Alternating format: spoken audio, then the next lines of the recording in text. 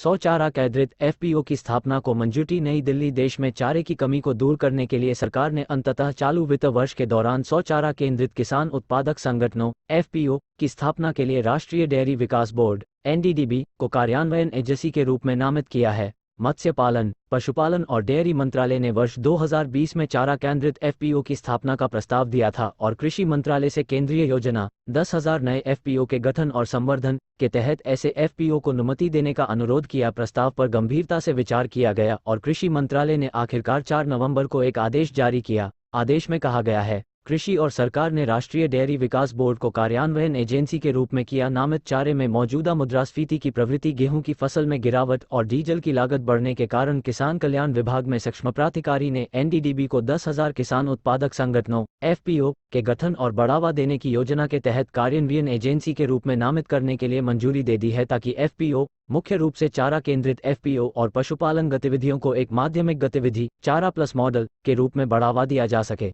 इसमें कहा गया है कि एनडीडीबी को 2022-23 के दौरान योजना दिशा निर्देशों के तहत 100 एफपीओ बनाने का काम सौंपा गया है। पिछले महीने चारा संकट पर समीक्षा बैठक के बाद मंत्रालय के एक वरिष्ठ अधिकारी ने कहा था कि एक सामान्य वर्ष में देश में चारा, सूखा चारा और सुकेंद्रित चारे की कमी क्रमशः 12-15%, 25-26% और 36% की होती है, जो मुख्यतः मौसमी और क्षेत्रीय कारकों के कारण होता है। अधिकारी ने कहा कि हालांकि चारे में मौजूदा मुद्रास्फीति की प्रवृत्ति की फसल में गिरावट और डीजल की लागत बढ़ने के कारण है, चारे का कुल क्षेत्रफल फसली क्षेत्र के लगभग 4.6% तक ही सीमित है और यह पिछले 4 दशकों से स्थिर बना हुआ है।